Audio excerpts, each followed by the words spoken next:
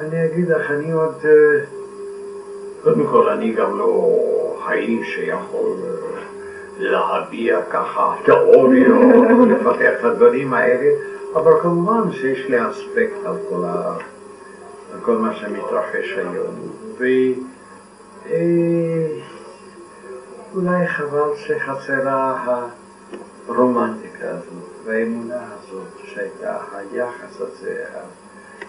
תראי, אנחנו היינו יושבים כל הזמן בתיאטרון. לא היה לנו שעות עבודה. כשהיינו צריכים הולכים הביתה, למה? כבר ללכת. היום זה באים...